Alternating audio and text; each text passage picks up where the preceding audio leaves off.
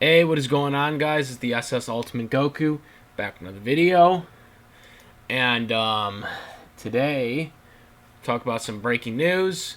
It's been out for a couple hours, but it keeps updating. See, I was gonna make a video an hour ago, but then we got more cuts, we got more releases.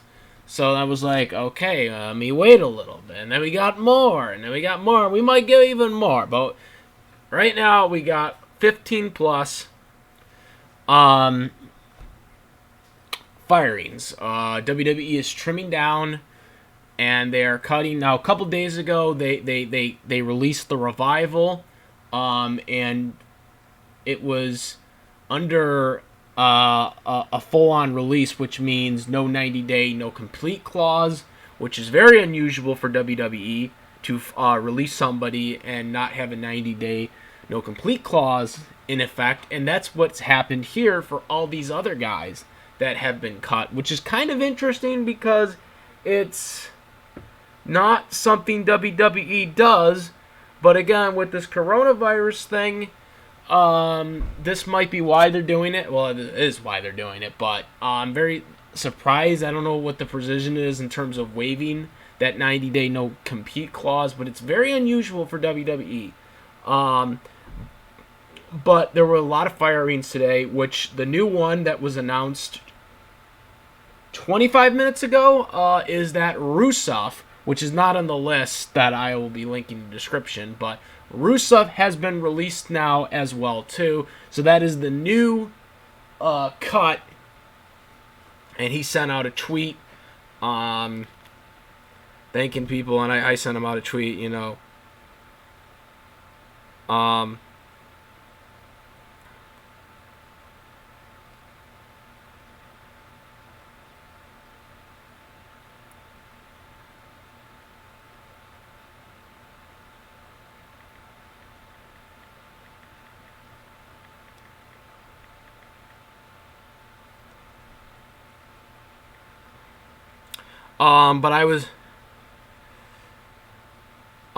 but my thing is right here. Hold on.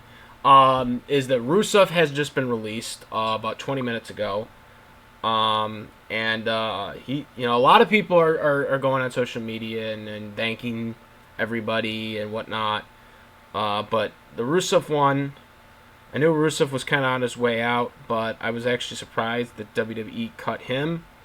But yeah, that was one of the latest cuts, and again, there might be more cuts by the time this video is over.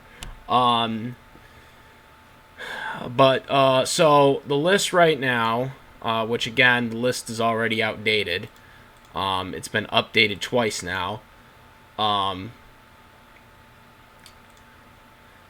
we have Drake Maverick. He was one of the original people that were announced that was released, and he went on Twitter and was very emotional about it. I feel really bad for him because out of more of these people, because he was putting a lot of work in that, and the 24/7 storyline he was doing with R-Truth, and the consummating marriage thing was very, very entertaining.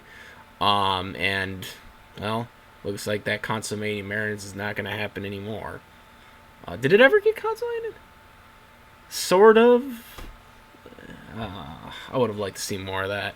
And then also the Big Show, him pissing when taking the piss on at the Survivor Series. The Big Show doing the jokes. I was about to do the joke slam. Oh god, that was hilarious.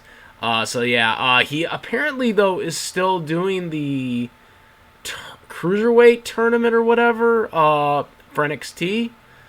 But that's it after that. But I don't know if that's like a pre-tape thing or if that's he's just going to still go there and do that. But then after that, he's done. So obviously he ain't winning.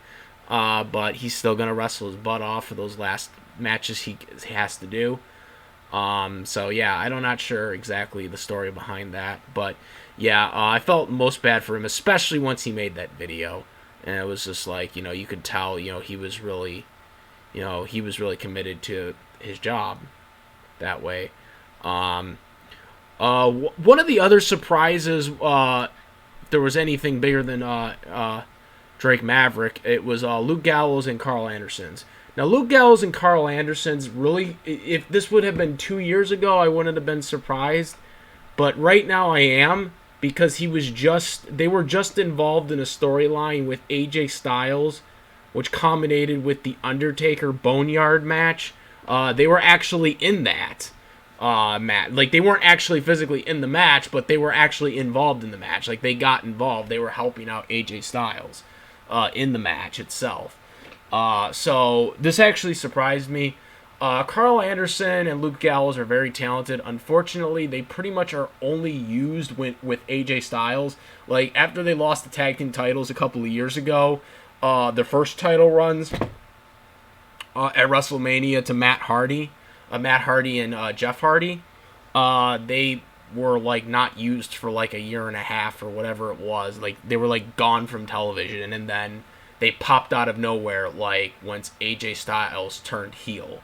Then all of a sudden they were being used again to help AJ Styles out with the reforming the club, which they renamed themselves the OC. So then they were being used on television a lot with AJ Styles, and they even ended up winning the tag team titles again at one point. So they were being used, but they were only being used when AJ Styles was with them, because AJ Styles was, now established WWE multiple time heavyweight champion with WWE. So it was easy for, AJ to request to have them in, a group with him, because they have history with one another, from when they were in New Japan. So that's why I was kind of surprised, because they were using them a lot with AJ Styles. But maybe it's just because, they just want AJ to be on his own now, I guess. And, with the OC, or with Luke Gallows and Karl Anderson's not with AJ Styles, WWE just doesn't know what to do with them outside of using them with AJ Styles. So that could be why, but I think it's kind of dumb if, AJ...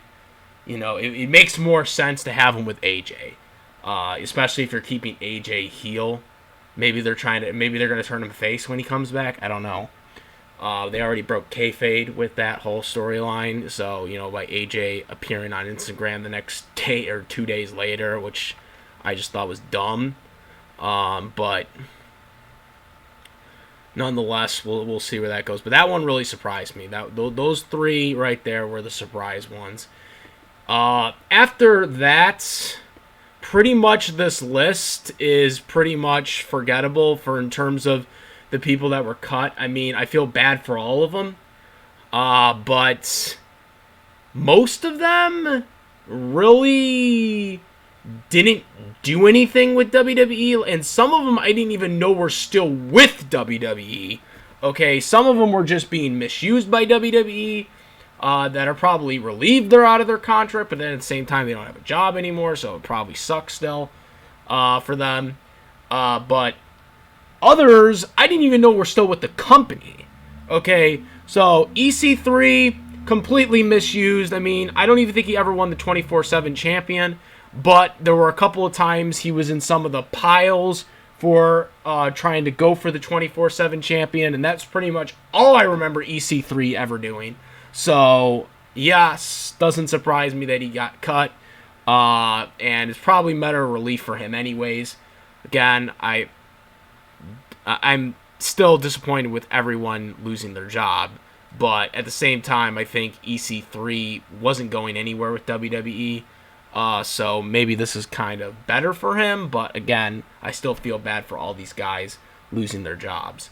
Curt Hawkins, very, very talented guy. I really wish WWE would do something with him. This is the second time he got cut. When he came back, they gave him a terrible theme song. The theme song he had in his first run, the one that they had as the Major Brothers, and then, or not Major, or was it with the Ed Heads that they had that song, or was it Major Brothers? I don't remember, but they continued using, or Curt Hawkins continued using that theme song once he split up from Zack Ryder, and that was the best theme song ever. Like, I love that theme song. That theme song was amazing. That theme song was like I forget what the song was called, but it was. I always play it when I'm at the gym. Sometimes, like it's one of those gym workout songs I use. It's a really good song. I highly recommend it. But when he came back, they gave him that stupid song, or whatever, a losing streak crap that they were doing.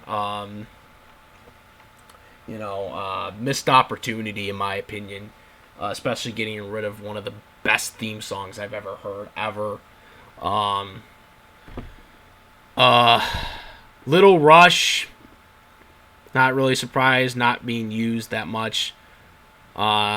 Heath Slater, well, if you go with my friend's logic, the icing strikes 3 times for Heath Slater.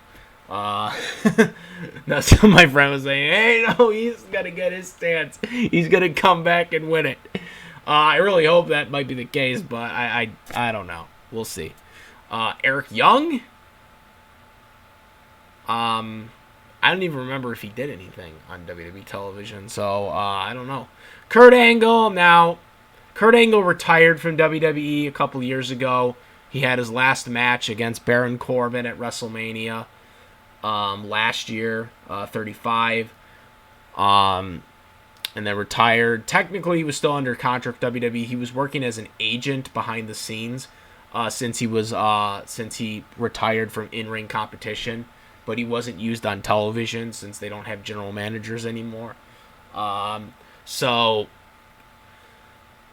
Kurt Angle was let go. It's not much of a big surprise since he was retired as a wrestler and officially now in WWE Lord or Canon or whatever. Now he was just some backstage producer basically for matches. So it's not a big surprise that he was released. And if anything, once this pandemic is over, Kurt Angle probably will find his way back in the WWE. This is not a big loss for Angle. I'm sure WWE will bring him back once the pandemic is over for something. So not a big surprise here. Well, in terms of the budgeting cuts, yeah, it's a surprise, but in terms of cutting people, yeah, Kurt Angle wasn't that expendable because again, he's not really an active wrestler anymore. So, yeah, it makes sense, guys. I mean, I know a lot of people look at that name and say, "Oh, why would they cut Kurt Angle?" Well, yeah, because he's not an in-ring performer anymore. That's why they cut him. But I'm sure they'll bring him back for something in the future once this pandemic is over with. Another person who was cut, Aiden English. I'm going to be completely honest. I didn't even know he was still with WWE. So, yeah. Very sad that he lost his job. But, Aiden English, the last time I remember him, he was with Rusev, and they split it up, which was stupid. And then he was gone. And, yeah. It's the last I remember of him. Eric Rowan. I was kind of hoping that they were going to keep him, so they could bring him and align him back with The Fiend, especially now since you got this Braun Strowman and Fiend feud going on. But apparently that's not happening. Sarah Logan, that's a pretty surprise too. I believe she was one of the Tough Enough contestants too. Yeah. No, wasn't she the runner-up, or she was the winner? No, the winner one was cut, I think. This one was, I think, the runner-up. I don't remember. Was it? Or maybe not. No. She was the one. I don't know. I don't think she wasn't Tough Enough. I'm sorry. She was on the Riot Squad. I don't know why I thought she was on the Tough Enough thing. She was the one who just lost to Sarah Major, where they did the whole arm injury thing, I guess, and that led to her being released, I guess, in WWE kayfabe. She was on the Riot Squad. I don't think she wasn't Tough Enough, was she? She was definitely not in Tough Enough. Yeah, she wasn't in Tough Enough. Okay. Yeah, I'm thinking of the other one. she was on the riots. Because they just did that arm angle injury thing with Shayna Baszler on Raw, and they basically said, now we're going to cut you. Since you just cried in front of everyone on national television live, now we're going to cut you. Yeah, that's brilliant, guys. Mike Chiodas, I believe he was a referee, right? Right? Wasn't he a referee? I want to make sure. Let's make sure he was a ref, right? I think he was a ref. Yes. Oh, wow. Yeah. That I remember him now. Oh, shit. They fired him?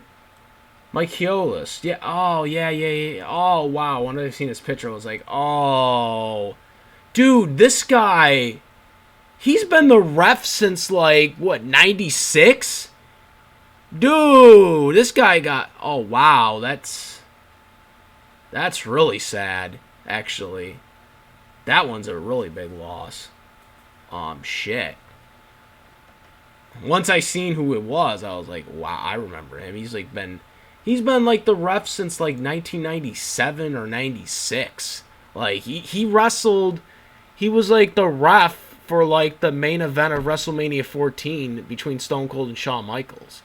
And that was in 98.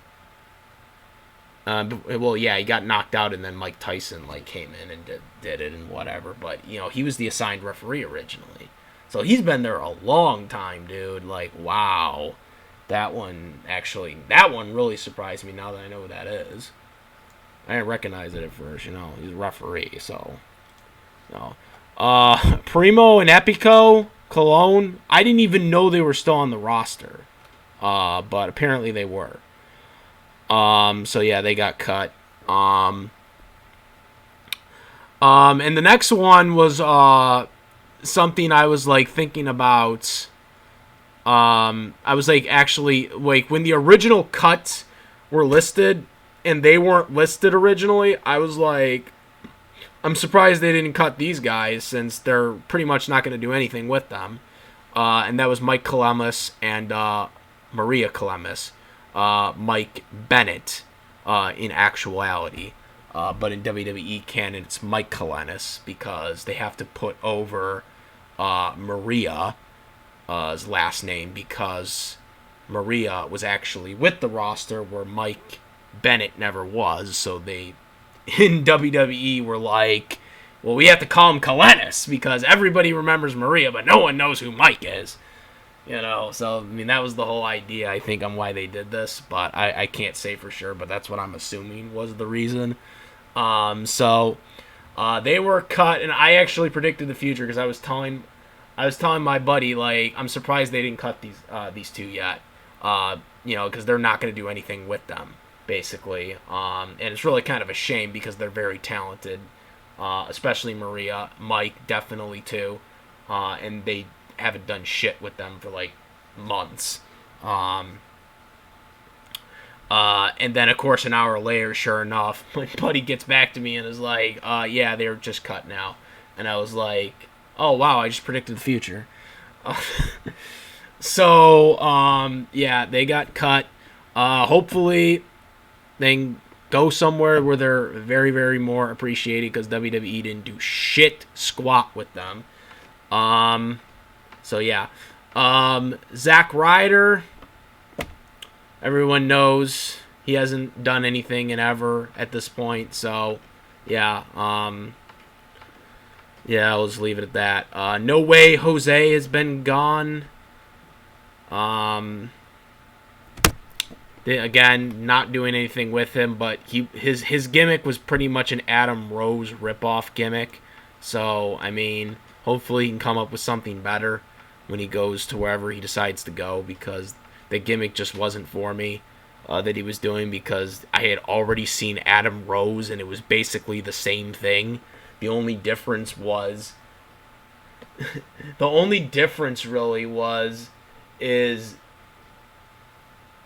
there really wasn't no difference. It's just that, he just danced differently. That was really the only difference. They had, people coming out, with weird clothes and shit. It was basically the same thing, really. And then I don't know who this last one is, as I'm going to see the pictures right now, just to jog my memory.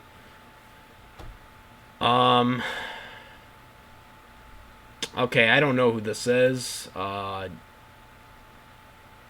don't know how to say that. Some NXT wrestler, I guess. I haven't seen her, so I'm not sure who she is. But she was released, and that actually is kind of even more sad because obviously she must be a newer wrestler that never got really a chance at the main roster. Again, I don't really watch NXT, so I'm not sure who this is. But it's really sad to know that some of these wrestlers are gone from the company because obviously it's some of them were still being somewhat used. Some of them weren't being used at all. So maybe it's better for them that they were cut. But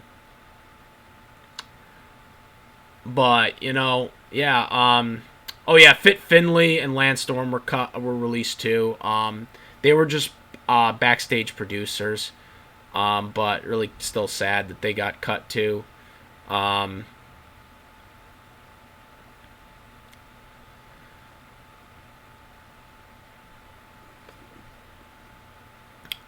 I also do want to address something too before we get on to the list here. To all the people that are thinking that a lot of these guys that I just named were released and are going to be a shoo-in to go right to AEW, no. AEW has to make budget cuts too, guys, just like WWE does. So to anybody who thinks that, EC3 is going to AEW, or this person's going to AEW, or that person's going to AEW, no. AEW has to make budget cuts too. They might not have to make as much budget cuts as WWE does, but trust me, they are in the same boat WWE is with the money crisis, in terms of what they can put out, and what they can and who they can sign. Now, some of these wrestlers might very well go to AEW, but not all of them are going to be guaranteed to go to AEW. Some of them might have to go to TNA. Some of them might have to go to New Japan. I don't know, but like I said, it's not set in stone, guys, that every one of these guys are going straight to AEW. You know what I mean? Even the Revival might not be able to go to AEW. I mean, they might. I'm not saying they won't. I'm just saying that, with the budget the way that is, and the way the economy is right now, it's not a guarantee for all these guys to be going to AEW. It's not a lock. It's not a certainty. Some of these guys, once the crisis ends, might very well go back to the WWE. I'm not saying all of them will.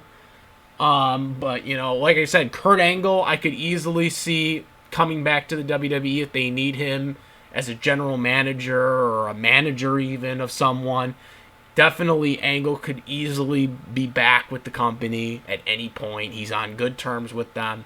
So a lot of these cuts, some of them might end up making their way back to the WWE. Some of them might not. Some of them might go to AEW. Some of them might go somewhere else. And some of them might be done with wrestling. I don't know. And it's really sad for some of these guys. Like I said, Drake Maddox, very emotional about it. Probably more emotional than most people on here. Also, again, Rusev. Like I said, I even tweeted at him, is Rusev Day canceled? Because I don't like Rusev Day being canceled. Every day is Rusev Day, ladies and gentlemen. Every day is Rusev Day. Man, I'm going to miss that. But then again, WWE didn't really try it as much. But yeah, guys, so this is a sucky day for a lot of wrestlers. And who knows, there might be more after this video is done. But that's what it is right now, guys. Let me know what you guys think. What do you guys think? Where do you think some of these guys are going? And just let me know. Comment, Ray. Like this video, my videos, please subscribe. And that's about it, guys. I am the SS Ultimate Go. Come out of here. Peace!